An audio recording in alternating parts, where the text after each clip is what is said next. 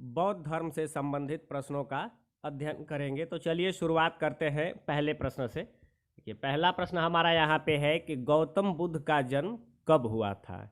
देखिए, गौतम बुद्ध का जन्म जो है 563 ईसा पूर्व हुआ था। और दूसरा प्रश्न है कि गौतम बुद्ध का जन्म स्थल कहाँ था। देखिए, गौतम बुद्ध का जन्म स्थल था लुम्बिनी। ये अशोक के अभिलेख से पता चलता है। और अगला प्रश्न है कि वह आदतम बौद्ध साहित्य जो बुद्ध के विभिन्न जन्मों की कथाओं के विषय में से है क्या है। देखिए, वह आदतम बौद्ध साहित्य जो बुद्ध के विभिन्न जन्मों की कथाओं के विषय में है क्या है, वो है जातक ग्रंथ है। और अगला प्रश्न है त्रिपिटक। देखिए, त्रिपिटक धर्म ग्रंथ है। देखिए, बौद्धों का त्रिपिटक जो धर्म ग्रंथ है वो बौद्धों का है। और अगला प्रश्न है कि बुद्ध ने किस स्थान पर महापरिनिर्वाण यानी कि मृत्यु को प्राप्त किया था। देखिए, बुद्ध ने किस स्थान पर महापरिनिर्वाण यानी कि मृत्यु को प्राप्त किया था, तो वो कुशीनगर में। और अगला प्रश्न है कि भारत में सबसे प्राचीन विहार है नालंदा। देखिए, भारत में सबसे प्राचीन विहार कहाँ पे है, नालंदा में है। और अगला प्रश्न है कि बुद्ध की मृत्यु के बाद प्रथम बौद्ध संगीति की अध्यक्षता किसने की थी। देखिए, बुद्ध की मृत्यु के बाद यानी गौतम बुद्ध के मृत्यु के बाद जो है प्रथम बौद्ध संगीति की अध्यक्षता किए थे महाकश्यप ने। और अगला प्रश्न है कि नागार्जुन कौन थे। देखिए, नागार्जुन जो थे वो बौद्ध दार्शनिक थे। और अगला प्रश्न है कि किस नगर में बौद्ध संगीति या सभा आयोजित की गई थी। देखिए, किस नगर में प्रथम बौद्ध संगीति या सभा आयोजित की गई थी। पहला वो राजगृह में। और अगला प्रश्न है अष्टांगिक मार्ग की संकल्पना। देखिए, अष्टांगिक मार्ग की संकल्पना अंग है धर्म चक्र परिवर्तन सूत्र के विषय वस्तु का। देखिए, अष्टांगिक मार्ग की संकल्पना जो है अंग है किसका, धर्म चक्र प्रवर्तन सूत्र के विषय वस्तु का। और अगला प्रश्न है कि मिलिंद पन्हो राजा मिलिंद और किस बौद्ध भिक्षु के मध्य संवाद के रूप में है। देखिए, मिलिंद पन्हो राजा मिलिंद और किस बौद्ध भिक्षु के मध्य संवाद का रूप है, तो ये है नागसेन के। और अगला प्रश्न है कि महायान बौद्ध धर्म में बोधिसत्व अवलोकितेश्वर। देखिए, महायान बौद्ध धर्म में बोधिसत्व और अवलोकितेश्वर को और किस अन्य नाम से जानते हैं, तो उसको जानते हैं पदपणि के नाम से जानते हैं। और अगला प्रश्न है देखिए कि बौद्ध धर्म तथा जैन धर्म दोनों ही विश्वास करते हैं किसमें, कर्म तथा पुनर्जन्म के सिद्धांत सही हैं। इस पर विश्वास करते हैं बौद्ध धर्म और जैन धर्म के दोनों ही लोग। और अगला प्रश्न है कि कनिष्क के शासन काल में चतुर्थ बौद्ध सभा किस नगर में आयोजित की गई थी। देखिए, कनिष्क के शासन काल में चतुर्थ बौद्ध सभा आयोजित की गई थी कुंडलवन कश्मीर में। कनिष्क के शासन काल में, ये ध्यान देना कि कनिष्क के शासन काल में चतुर्थ बौद्ध सभा आयोजित की गई थी कुंडलवन कश्मीर में। और अगला प्रश्न है कि तृतीय बौद्ध संगीति कहाँ आयोजित हुई थी। देखिए, तृतीय बौद्ध संगीति आयोजित हुई थी पाटलिपुत्र में। और आगे देखते हैं। देखिए, अगला प्रश्न हमारे यहाँ पे है कि गौतम बुद्ध के गुरु कौन थे। देखिए, गौतम बुद्ध के प्रथम गुरु थे अलार कलाम। और अलार कलाम से गौतम बुद्ध ने सांख्य दर्शन की शिक्षा ली थी। और सांख्य दर्शन को किसने लिखा था, कपिल मुनि ने।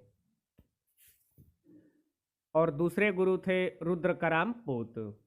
और अगला प्रश्न देखते हैं कि बुद्ध में वैराग्य भावना किन चार दृश्यों के कारण बलवती हुई। देखिए, बुद्ध में वैराग्य भावना किन चार दृश्यों के कारण बलवती हुई। ठीक है, तो देखिए, और वो है बूढ़ा, रोगी, लाश, सन्यासी। ठीक। और अगला प्रश्न है कि बुद्ध ने सर्वाधिक उपदेश कहाँ दिए। देखिए, बुद्ध ने सर्वाधिक उपदेश दिए थे श्रावस्ती में और पहला उपदेश सारनाथ में। और अगला प्रश्न देखते हैं कि बौद्ध शिक्षा का केंद्र था विक्रमशिला। भारत में सबसे बड़ा बौद्ध स्तूप कहाँ स्थित है। देखिए, बौद्ध का शिक्षा केंद्र इसमें अलग अलग है कि बौद्ध शिक्षा का केंद्र कहाँ था, विक्रमशिला में। और भारत में सबसे बड़ा बौद्ध स्तूप कहाँ स्थित है? तो सांची में। भारत में सबसे बड़ा बौद्ध स्तूप सांची में स्थित है। और अगला प्रश्न है कि किस शासक ने बौद्धों के लिए विख्यात विक्रमशिला विश्वविद्यालय की स्थापना की थी? देखिए, किस शासक ने बौद्धों के लिए विख्यात विक्रमशिला विश्वविद्यालय की स्थापना की थी? धर्मपाल ने। और अगला प्रश्न है कि किसके द्वारा तृतीय बौद्ध संगीति को संरक्षण प्रदान किया गया था? देखिए, किसके द्वारा तृतीय बौद्ध संगीति को संरक्षण प्रदान किया गया था? तो अशोक के द्वारा।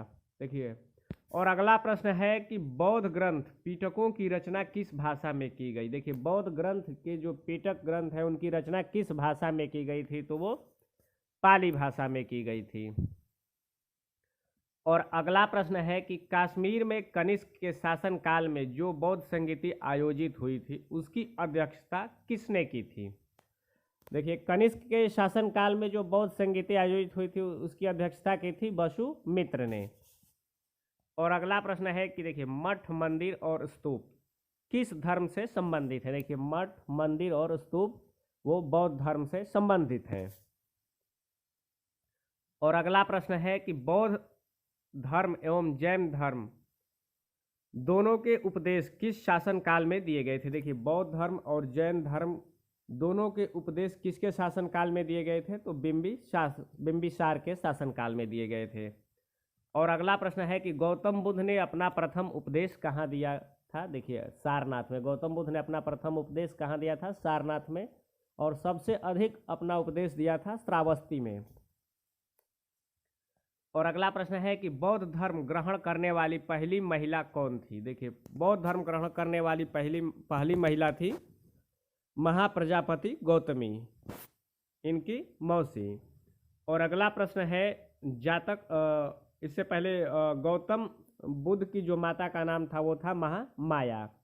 और अगला प्रश्न देखते हैं कि जातक किसका ग्रंथ है? तो जातक जो है बौद्धों का ग्रंथ है।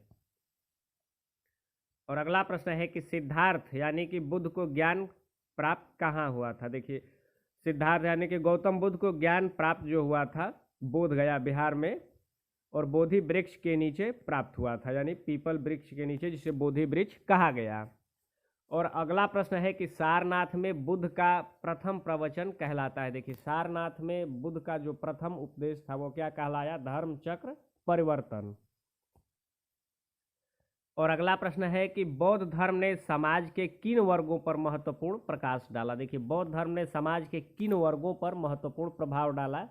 तो महिला और शूद्र पर महत्वपूर्ण प्रभाव डाला बौद्ध धर्म ने। और अगला प्रश्न है कि बुद्ध के गृह त्याग का क्या प्रतीक है? देखिए, बुद्ध के गृह त्याग का प्रतीक है घोड़ा। और आगे देखते हैं, अगला प्रश्न है कि गौतम बुद्ध द्वारा भिक्षुणु संघ की स्थापना कहाँ की गई थी? देखिए, गौतम बुद्ध द्वारा भिक्षुणु संघ की स्थापना कपिलवस्तु में की गई थी। और अगला प्रश्न है कि प्रथम शून्यवाद यानी कि शून्यता का सिद्धांत का प्रतिपादन करने वाले बौद्ध दार्शनिक का नाम क्या है? देखिए, इम्पोर्टेंट है, इसको देखते हैं कि सर्वप्रथम शून्यवाद का प्रतिपादन करने वाले बौद्ध दार्शनिक का नाम है नागार्जुन। और अगला प्रश्न देखते हैं, देखिए, किस शासक के शासनकाल में नेपाल में बौद्ध धर्म का गमन हुआ था? देखिए, किस शासक के शासनकाल में नेपाल में बौद्ध धर्म का गमन हुआ था? तो अशोक के समय में। और देखिए, अब अगला है कि सांची क्यों विख्यात है? सबसे बड़ा बौद्ध स्तूप के लिए सांची जो है विख्यात है।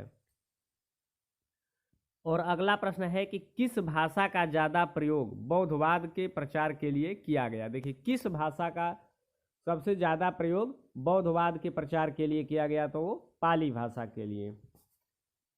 और अगला प्रश्न है कि बुद्ध के जीवन की किस घटना को महाविनिष्क्रमण के रूप में जाना जाता है? देखिए, बुद्ध के जीवन के किस घटना को महाविनिष्क्रमण के रूप में जाना जाता है? तो गृह त्याग महाविनिष्क्रमण के रूप में जाना जाता है।